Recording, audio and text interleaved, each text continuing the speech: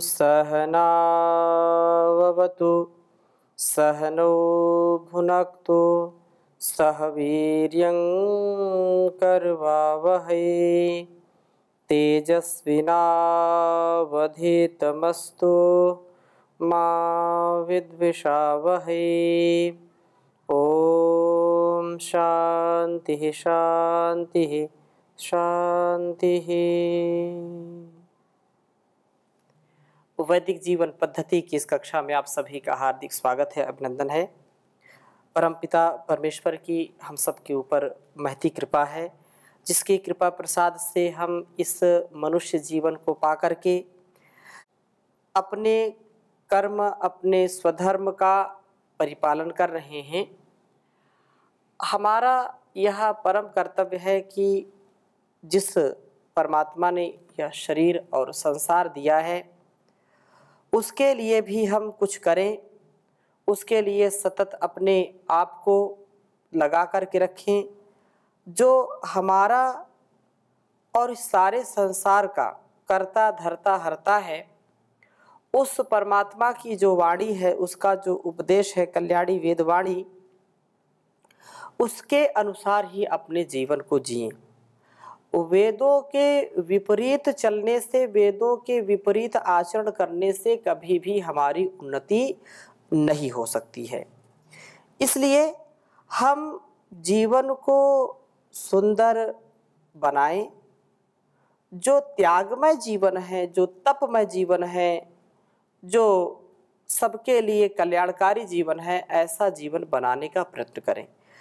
भारतीय संस्कृति यह जो हमको सिखाती है, जहाँ पर चतुर्वर्ण व्यवस्था है और वह व्यवस्था गुणकर्म स्वभाव के अनुसार, वह व्यवस्था समाज को उन्नत बनाने की व्यवस्था। तो हम ऋग्वेद के द्वितीय मंडल के 42वें सूक्त का स्वाध्याय कर रहे हैं, जिसमें एक अच्छे सच्चे सन्यासी का वर्णन है कि कैसा उसका जीवन होना चाहिए, कैसा आचरण होना चाहिए और सन्यासी के साथ कैसा व्यवहार करना चाहिए। बहुत ही सुंदर चर्चा है और इसको हमको जरूर आत्मसात करके ऐसे जीवन जीने की जो प्रेरणा इन वेद मंत्रों से हमको मिल रही है, उसको जीने का प्रयत्न करना चाहिए। तो आज हम द्वितीय मंडल के 42वें सूक्त के तीसरे मंत्र को आपके बीच में रखेंगे। पहले मैं वेद मंत्र लिखता हूँ।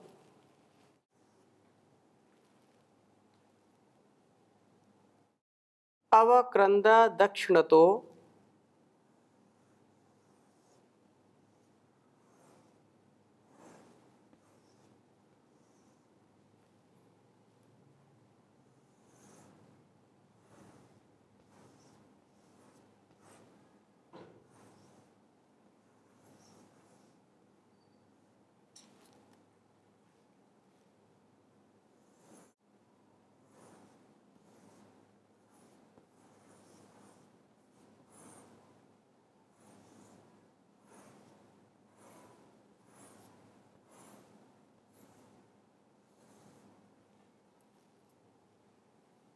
गृहाणाम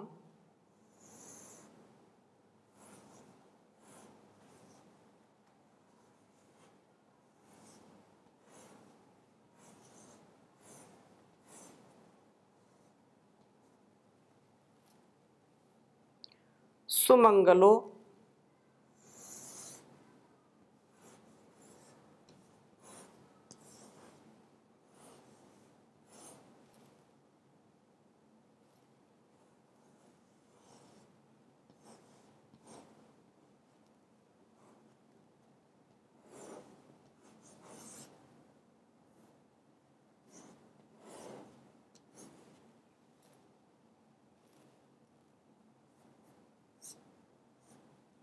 सुमंगलो भद्रवादी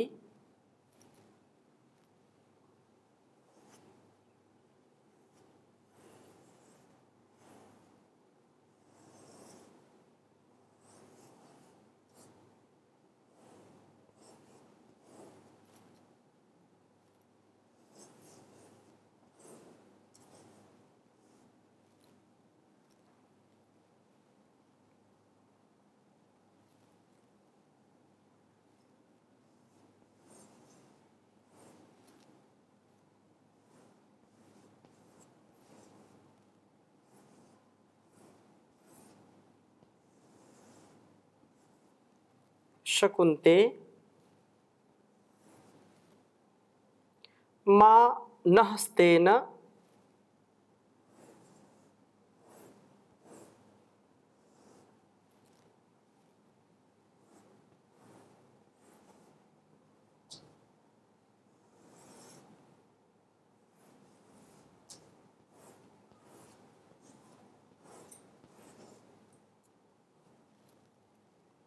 ईशत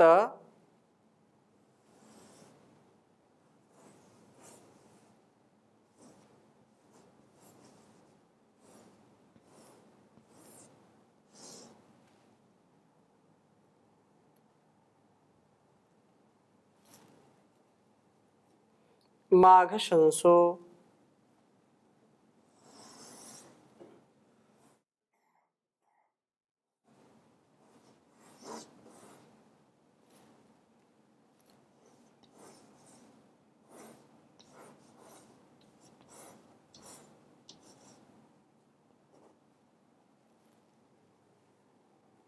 बृहत् वदेम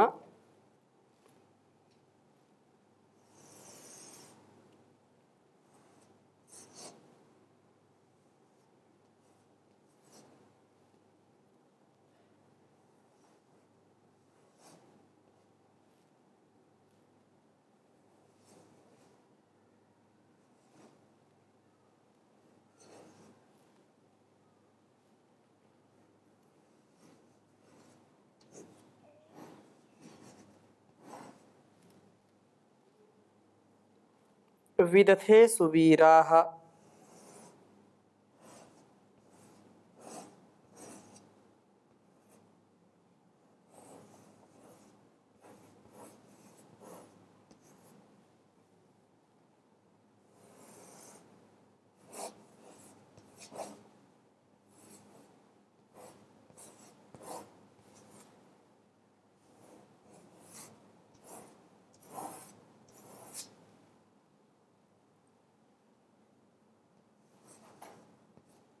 दूसरे मंडल के 42वें सूक्त का यह तीसरा मंत्र है।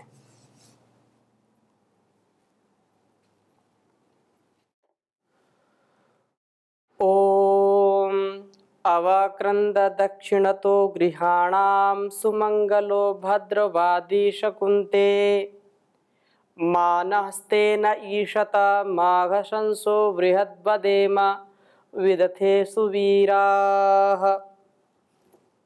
ओम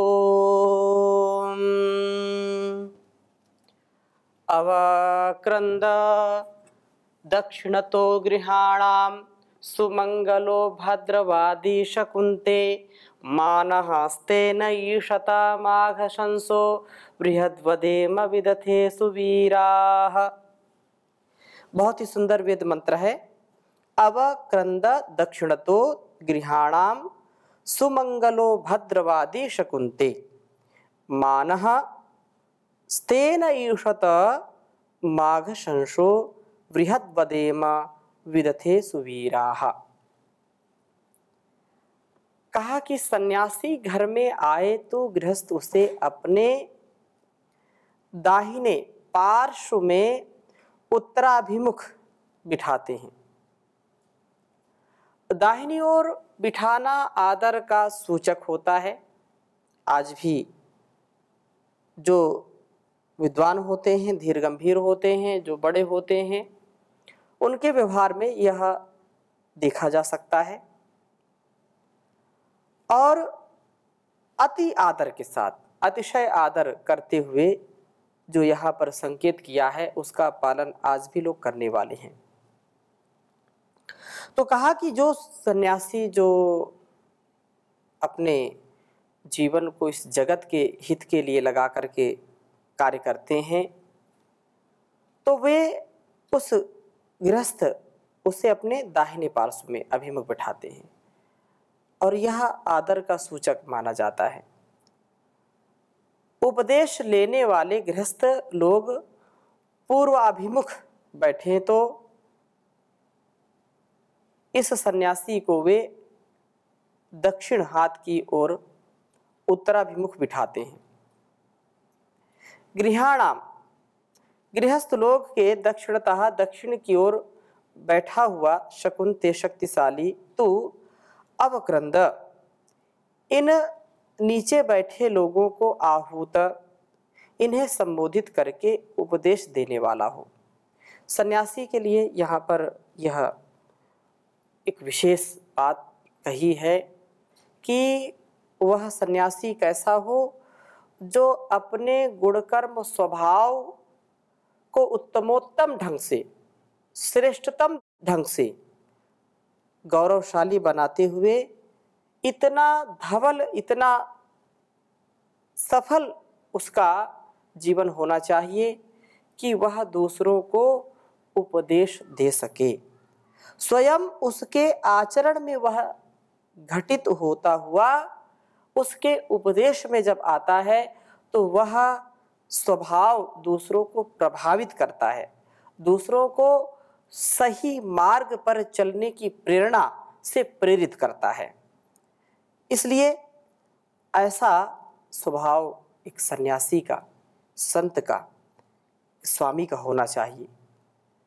और कहा कि सन्यासी का हृदय सबके लिए सुमंगलः, मंगल कामना वाला होना चाहिए। जो सन्यासी हो तो वह सदा सबके लिए मंगल की कामना वाला होना चाहिए। मंगल सबके लिए, क्योंकि उसका जीवन ही अपने मंगल और संसार के मंगल के लिए होता है। आत्मनो मोक्षार्थम जगत हिताय च, आत्मोन्नति से संसार की उन्नति, राष्ट्र उन्नति और वैश्विक उन्नति के लिए सन्यासी का जीवन होता है। इससे इतर अन्य जो लोग जीवन जीते हैं, सन्यास परंपरा को अपना करके भी जो ऐसा नहीं जीवन व्यतीत करते हैं, तो उनके सन्यासीपन से कोई विशेष लाभ मिलने वाला नहीं है।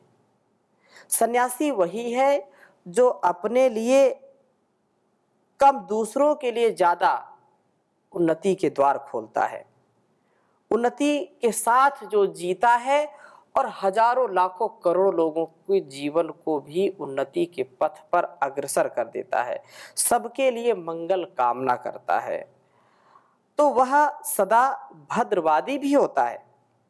और ऐसा होना चाहिए।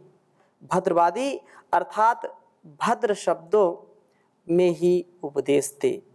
कुछ ऐसे स्वभाव के लोग देखे जाते हैं, सुने जाते हैं कि उनका स्वभाव कर्कश होता है, कठोर होता है, और बोलते ये तो ऐसा ही सन्यासी है। कुछ पत्थर मारने वाले सन्यासी हो जाते हैं। ये आक्षेप नहीं है, लेकिन जो लोक में प्रचलित है, और इतना हमारा ये भारत देश स्वीकार्यता रखता है तो स्वीकार करता है। लेकिन एक सन्यासी का, अगर वो सच्चा सन्यासी है तो ऐसा नहीं कोई पत्थर मारने वाले, कोई जो है गाली देने वाले, कुछ का कुछ संतों की परिभाषाओं को लोगों ने बदल दिया। तो ये कदाचित उचित नहीं है। कोई आशीर्वाद देते, कोई पैर से आशीर्वाद देता है, कोई छूता ही नहीं है, कोई देख करके ही जो है भड़क जाए, तो ऐसा ये तो सन्यासी का स्वभाव नहीं होना चाहिए। यह वेद का यह उपदेश हमारे लिए अत्यंत कल्याणकारी है कि जो भद्रवादी सन्यासी होना चाहिए, अर्थात यदि उपदेश भी दे तो भद्र अर्थात कल्याणकारी शब्दों में ही दे। हे प्रभो, न हमें कभी भी कोई छद्म वेश वाला स्तेन, कोई षड्यंत्र, कोई इस स्थिति का व्यक्ति जो कदाचित सन्यास परंपरा को जानता ही नहीं है और सन्यासी बनकर के, वेश बदल करके, चौर प्रवृत्ति में आकर के यदि हमको अपने वश में करना चाहता है तो ये हमारे लिए उचित नहीं है। गृहस्थी का एक सच्चा जो गृहस्थ है उसके लिए यह बात है, और वह प्रार्थना करता है ईश्वर से कि हमको माँ न स्तेन माँ ईशत, ऐसा कोई चोर उचक्का, कोई लंपट, लोभी, ऐसा कोई साधु या ऐसा कोई व्यक्ति माँ ईशता अपने वश में मत कर ले। अर्थात हम ऐसे जो छल कपट से युक्त हैं, जो छद्मवेश में संन्यास परंपरा को दूषित करने के लिए, कलंकित करने के लिए केवल वेशभूषा बदल करके रखा है और अंदर से उनका बहुत कठोर, बहुत विपरीत, बहुत घिनौना जो चरित्र है, यदि ऐसे लोग हमारे ऊपर अपने प्रभाव को जमाते हैं, हमको ठगते हैं, तो हे प्रभु इनसे हमारी रक्षा करो।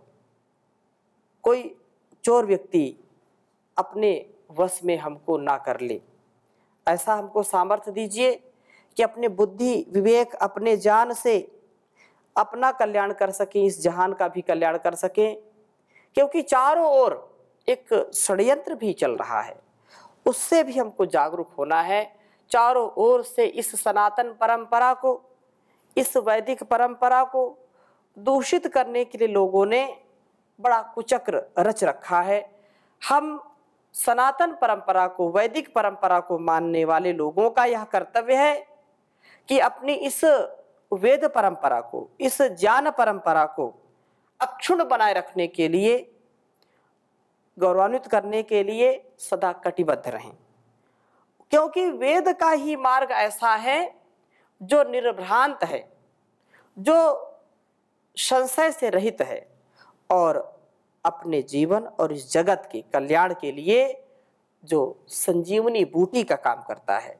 इससे विपरीत अन्य जो लोगों का ज्ञान है, उसमें कहीं न कहीं कोई क्षुद्रता है, कोई दौर्बल्यता है, कोई संकीर्णता है, जिससे समाज और राष्ट्र कभी भी उन्नत नहीं बन सकते। विश्व में जो शांति स्थापना की बात है, वह शांति स्थापना भी असंभव सी प्रतीत होती है यदि वेद के विपरीत कार्य करते हैं। तो हम प्रयत्न करें, हम उत्साह में रह करके इस कार्य की संपन्नता में अपना योगदान दें कि हमारा जो स्वभाव है वह भी कल्याणकारी हो, भद्र हो, और हमसे जो मिले, हम जिनकी सेवा कर रहे हैं, हम जिनका सम्मान कर रहे हैं, उनका भी चरित्र धवल होना चाहिए। वो छल कपट से युक्त ना हो, वो हमारा शोषण करने वाले ना बने, हम उनके प्रत्येक कार्य को दिव्यता से आगे बढ़ाने वाले हों, परंतु वो हमारे लिए लोभ लालच से युक्त होकर के हमको ठगने वाले ना हों, हमारे ऊपर शासन करने वाले ना हों। और कहा है कि अघशंसः, बुराइयों को भी अच्छाइयों के रूप में कहने वाला भी माँ हमारे पर प्रभुत्व वाला मत हो। बुराइयों को भी अच्छाइयों के रूप में, कुछ लोग बहुत वाक्पटु होते हैं और वो अपने वाणी से, अपने भाषण से दूसरों को प्रभावित करते हैं। बड़ी बड़ी बातें करेंगे और जो सही बात है उसको तो ध्यान नहीं देंगे, जो गलत बातें हैं उनमें अलग अलग संदर्भ से अपने अपने ढंग से उनका महिमा मंडन करते हैं और उनकी प्रस्तुति बहुत जो सधी होती है, वो अपने आप को इसमें वैशिष्ट अपना मानते हैं, स्पेशलिस्ट मानते हैं कि हम जिधर चाहें उधर समाज को मोड़ सकते हैं, हम ब्रेन वॉश कर सकते हैं, ऐसा बोलते हैं। तो ऐसे लोगों से भी हम कभी प्रभावित ना हो। कितनी सुंदर प्रार्थना है और जागरूक होने की यह प्रार्थना है।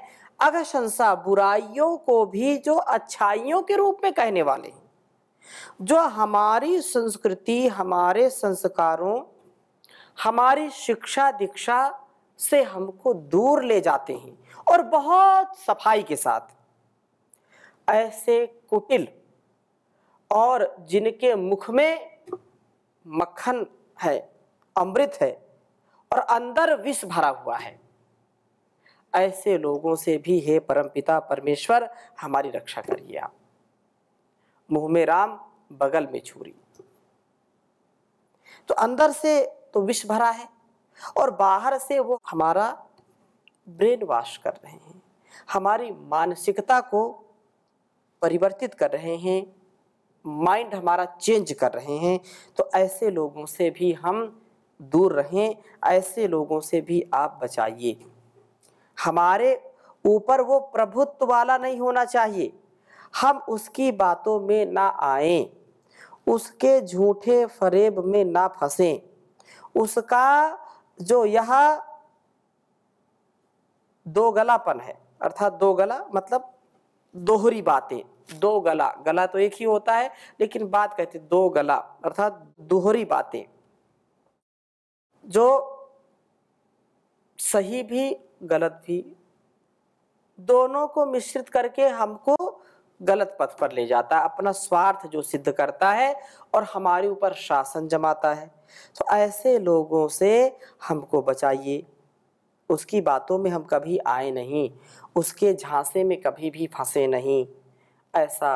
और यह आप देखिए, समाज में चाहे शहर हो चाहे गांव हो, क्योंकि हमारा जो देश है वह देश धर्म के नाम पर इतना अपने विवेक को खो देता है कि जिस काम में, जिस तत्व में हमको कभी कोई भ्रांति नहीं होनी चाहिए, उसी में सबसे ज्यादा भ्रांति है। उसी अपने कर्तव्य को, अपने समाज को, अपने राष्ट्र को और आत्मा परमात्मा प्रकृति के सच्चे स्वरूप को समझ करके उसका सदुपयोग करना, उसमें किसी प्रकार की कोई भी न्यूनता ना रहे, परिपक्वता बनी रहे, अपरिपक्वता ना हो, इसके लिए कटिबद्धता होनी चाहिए। लेकिन इसके लिए कटिबद्धता नहीं होती। उसका फल क्या होता है कि जो लोग भोले भाले होते हैं, सीधे साधे होते हैं, ऐसे लोगों को जो चतुर कुटिल, जो छद्म वेश में रहते हैं, जो बहरूपीय होते हैं, उनको ठग लेते हैं और उनको ठग करके उनके परिवार का शोषण करते हैं। अनेक प्रकार से उनको वैदिक परंपरा से, अपनी शास्त्रीय परंपरा से विमुख कर देते हैं और अपने आप ही सबसे बड़े गुरु घंटाल बन जाते हैं। उनको बहुत सावधानी के साथ हमको परखने की जरूरत है। इसलिए गांव में कहावत है, पानी पियो छान के और गुरु करो जान के। गुरु आपको करना है तो हजारों बार उसका परीक्षण करिए, समझिए, जानिए, इसके बाद गुरु करिए। जो हमको सही दिशा देने वाले हैं, हमारी दशा को ठीक करने वाले हैं, जो स्नेही हैं, करुणा से परिपूर्ण हैं, ऐसे गुरुओं का सानिध्य हमारे लिए अमृत के समान होता है। ऐसे भावना से हम सन्यासी और साधु जो स्वामी हैं उनका सम्मान करके उनका सदा मान करते रहे, कभी भी विपरीत आचरण ना करें। विदथे ज्ञान यज्ञों में वृहद वदेमा, हम खूब ही आपकी चर्चा करें और सुवीराहा, उत्तम वीर बने और वीर प्रजाओं वाला हो। हम कहते हैं कि सुमंगल,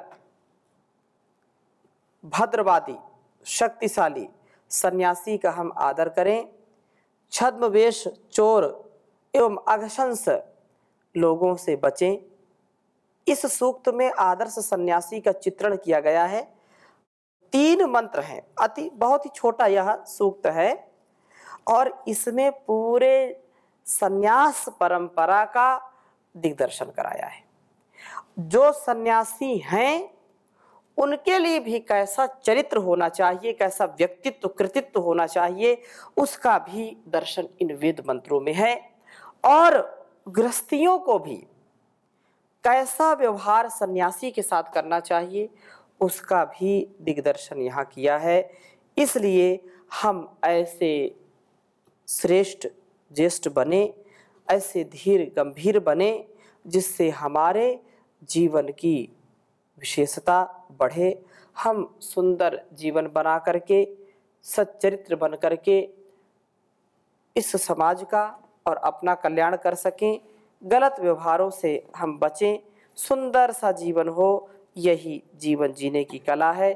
इसलिए हम अपने आप को ऐसा बनाने का प्रयत्न करें कि कर ले भला होगा भला, अंत भला है, बस यही संसार में जीने की कला है, बस यही संसार में जीने की कला है।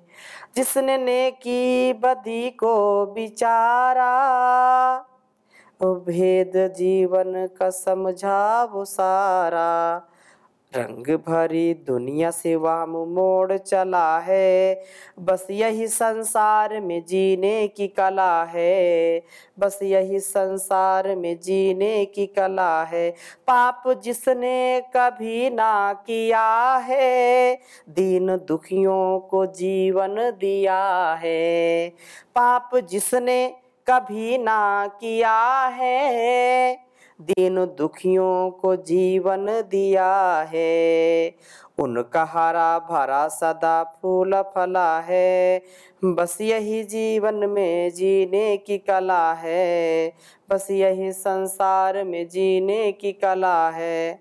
उस पिता की शरण में जो आया, ईश भक्ति में मन को लगाया, उस पिता की शरण में जो आया, अपने मन को जो भक्ति में लगाया।